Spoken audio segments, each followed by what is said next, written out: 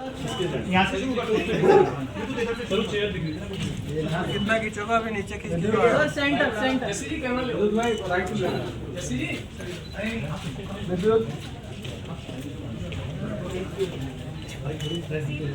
बहुत बढ़िया लगा मजा। सो इंटेलिजेंस ब्यूरो पर फिल्म है। इंटेलिजेंस ब्यूरो हिंदुस्तान का खुफिया विभाग है जो दुनिया में कहते हैं कि नंबर 1 की पोजीशन पे है। लोग अक्सर इसके बारे में बात नहीं करते हैं। हमने हिंदुस्तान में आज तक फिल्म बनाई नहीं है इंटेलिजेंस ब्यूरो के ऊपर। मैं अक्सर जब अपने दोस्तों से मिलता हूँ उनसे पूछता हूँ कि अमेरिका की खुफिया एजेंसी सीक्रेट सर्विस का नाम क्या है, या KGB कहाँ की है, या मोसाद कहाँ की, सबको पता होता है। बट हिंदुस्तान का जब मैं पूछता हूँ तो लोग कंफ्यूज रहते हैं। हम भी फिल्मी बॉय जी कौन सी अपनी सिक्योरिटी सर्विस सर, वो रिसर्च एंड असेसमेंट और IB क्या है, सर, इंटेलिजेंस ब्यूरो और इन दोनों में क्या डिफरेंस है? सर, रिसर्च रॉ कोवर्ट पता सबको है बट थोड़ी कंफ्यूजन रहती है। आप क्या बोल रहे हैं? इंटरनल और एक्सटर्नल है। वेरी गुड, चलो अपने जर्नलिस्ट तो हैं। सो कंफ्यूजन तो रहती है लोगों में। सो आई थिंक फॉर क्लैरिटी एक फिल्म बनना जरूरी थी। 50 साल पहले इंसिडेंट हुआ था, आज तक इसकी बात हुई नहीं थी, परमिशन नहीं थी। सो फाइनली जब हमें परमिशन मिली तो why not intelligence bureau film बनाई जाए।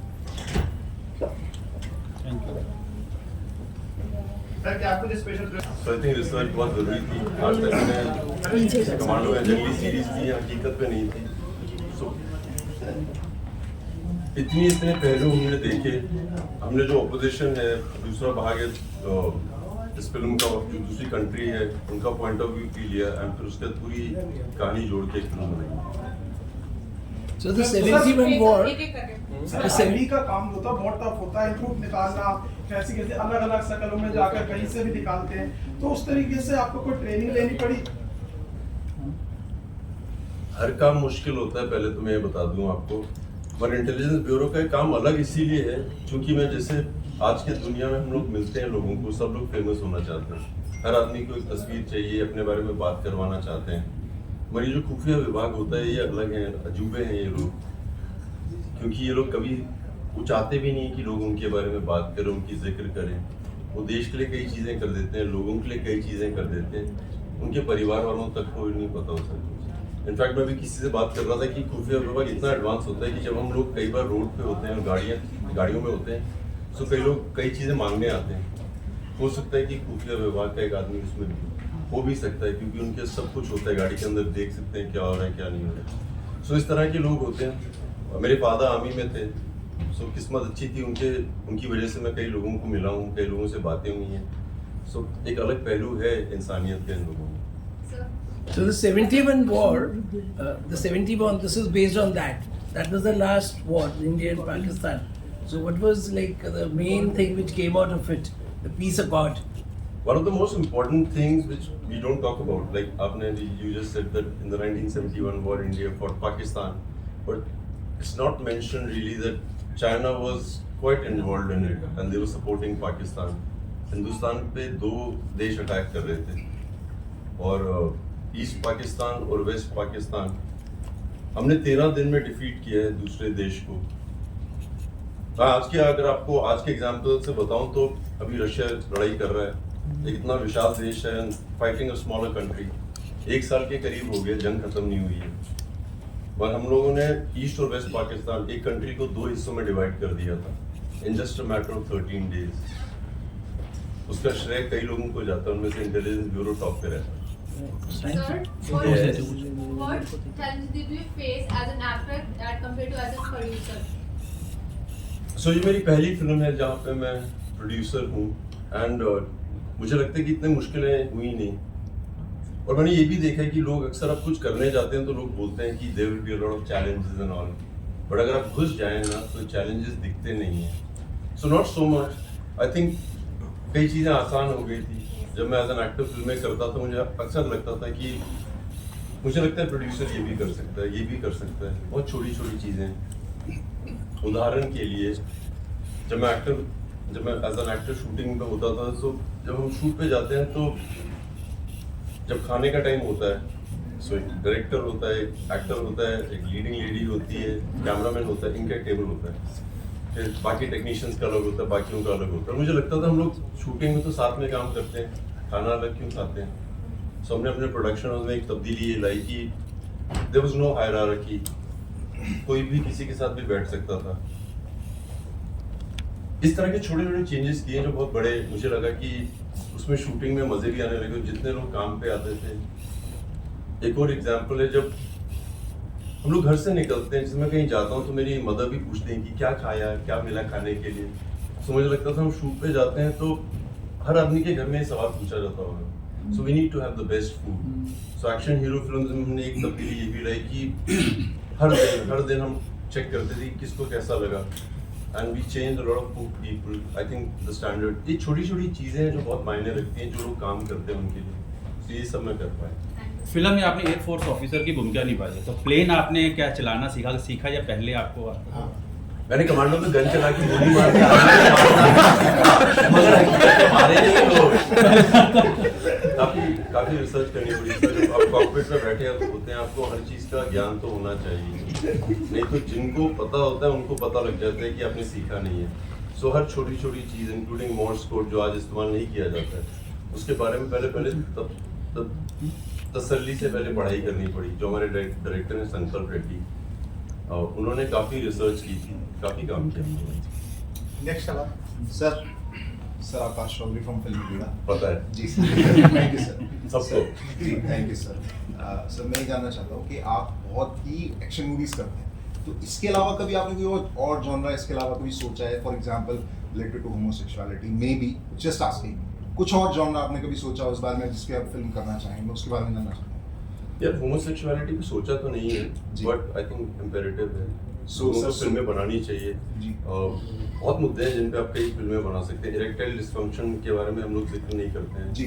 मैंने हाल ही में एक वीडियो अपने सोशल मीडिया में डाला था talking about it, and I think इस तरह के मुद्दों के बारे में भी बननी चाहिए। बट चूंकि जहाँ से मैं आता हूँ, मेरे फादर आर्मी में थे और उनके फादर भी आर्मी में थे। I have lost my mama in a battle. मेरे कई क्लासमेट्स थे जो कारगिल वॉर में भी शहीद हुए थे। सो मैं जहाँ से आता हूँ और जिस तरह के लोगों के साथ पला बड़ा हूँ, मुझे लगता है कि उनकी कहानी मैं थोड़ी ज़्यादा अच्छी तरह से जानता हूँ। सो एज अ प्रोड्यूसर मेरे पास 2-3 ऑप्शंस थे कि इस तरह की एक्शन इस तरह की जाए। तो मुझे लगा नहीं यार, पहले इंटेलिजेंस ब्यूरो पे बनाई जाए, कभी बनी नहीं है आज तक। हम जब इंग्लिश पिक्चरें देखते हैं हमें पता होता है कि मिशन इम्पॉसिबल है या CIA है, और उनकी तारीफ भी करते हैं, हम लोग हिंदुस्तान में करते हैं। जी, तो सर अभी जैसे सुप्रीम कोर्ट में legalisation for marriage, homosexuality marriage के लिए ये बैटल चल रही है। What is your opinion, should it be legalised? देखो हमारे ओपिनियन सबके अलग अलग होते हैं, but I think freedom of any form is necessary. अगर हम बात करते हैं डेमोक्रेसी और हम बात करते हैं freedom of expression thought, then everything should be a part of it. Thank you so much sir. आप सहमत हैं कि नहीं? जी बिल्कुल sir, definitely. Sir Himanshu Desai sir, क्योंकि आप फिटनेस इंडस्ट्री से बिलोंग करते हैं और आप बहुत जाने माने चेहरे हैं फिटनेस इंडस्ट्री के, और आज हमारे देश के पहलवान जो हैं आज थोड़े से परेशान हैं, थोड़े से उनकी मांग है, उनकी मांगों पे थोड़ा सा अड़चने आ रही हैं। तो आपको भी आई थिंक पूरा ये सब पता होगा, तो आप क्या कहना चाहेंगे जो देश के लिए आज मतलब जो गोल्ड लेके आए हैं हमारे देश के लिए, उन्हें आज धरने पे बैठना पड़ रहा है, सड़कों पे बैठना पड़ रहा है? नहीं, ये थोड़ा इम्पोर्टेंट है जी जी। पहली बात तो ये है कि जैसे आपने शुरुआत की कि परेशान है, जी चाहे वो एथलीट हो चाहे वो कोई भी अपने देश के इंसान है, तो परेशान है तो उनकी मदद तो करनी चाहिए, उनकी सुन तो लेनी चाहिए, एंड आई थिंक सुना तो जा रहा है। But as an athlete I would like to say that athletes की ना आवाज़ सुनते हैं मगर कुछ करते नहीं है। और आई हैव अ फीलिंग इस बार तब्दीली आएगी, जो सही होगा होगा। तो जी, thank you. Thank you sir. पसंद आया? जी सर, बेशक। सर अभी आशिका फ्रॉम हिंदुस्तान दर्पण। सर जैसे कि कैरेक्टर है आपका देव जामवाल, तो सेकंड नेम जो है कॉमन है, तो कुछ कॉमन फैक्टर्स भी आप देखते हैं आपके किरदार में और उनमें किरदार? नाम सारे फिक्टिशियस है मैम। देव वो नाम था जो उनमें से एक हमें लगा कि हम इस्तेमाल कर सकते हैं, और डायरेक्टर को लगा कि चूंकि हम फिल्म पूरी जम्मू और कश्मीर में बेस्ड है, तो उन्होंने कहा कि ये टाइटल रख सकते हैं। एंड वैसे भी कई जमवाल हैं जिन्होंने कई जम्मू एंड कश्मीर राइफल के कई हैं जिन्होंने जो शहीद हुए देश के लिए, सो व्हाई नॉट। बट नाम फिक्टिशियस हैं, कहानी काफ़ी हद तक और 95% हकीकत है, बट चूंकि डॉक्यूमेंट्री नहीं बना रहे थे और सिनेमैटिक लिबर्टी ले सकते थे, कई चीज़ें हमने थोड़ी ऐड की, बट सब कुछ वही है जो हुआ। हाँ जी। जी 1970 की लड़ाई भारत पाकिस्तान का एक बहुत अहम हिस्सा रहा है उस दौरान, और आईबी का भी रोल उस टाइम ये रहा है कि पाकिस्तान किस तरीके से अपनी पहली चीज़ें वो तैयार कर रहा है लड़ाई की संदर्भ में देखा जाए, और एक सेंसिटिव मुद्दा भी आज के हालात में देखा जाए तो बहुत बड़ा मुद्दा भी है। तो आपने उस दौरान जब फिल्म का जो कंसेप्ट सोचा है, क्योंकि बहुत सी चीज़ें बदल चुकी हैं, तो क्या उस प्रारूप में आपने क्या क्या चीज़ें उस तरीके को देखा है आपने, और क्या क्या लाने की कोशिश करी है कि वही चीज़ें आज हालात में आ जाए? मतलब क्या हुआ सवाल का? आज की मतलब आज बहुत चीज़ें बदल गई है, जी अंदर बहुत चीज़ें बहुत पुरानी रही है। 1971 की लड़ाई है, जो भी बदला, पाकिस्तान अलग हुआ, देश अलग हुआ वेस्ट का, तो उस दौरान क्या क्या चीज़ें रही और आज के हालात बदल गए हैं, तो आपने उस दौरान को क्या लेने के? थोड़ी कंफ्यूजन तो है सवाल की, मगर जितना मुझे समझ आता है मैं बता देता हूँ कि सर चीज़ें तो बदल गई हैं मगर लोग नहीं बदले हैं। इमोशन, देशभक्ति, ये सब वही है, पागलपन देश के लिए वही है। और मैं अक्सर मुझसे मेरे दोस्त पूछते थे स्कूल में कि यार तुम्हारे फादर आर्मी में गए हैं, तुमको डर नहीं लगता है? पर कई चीज़ों के बारे में आप सोचते भी नहीं हैं, और जब आप नहीं सोचते तो डर वगैरह लगता नहीं है।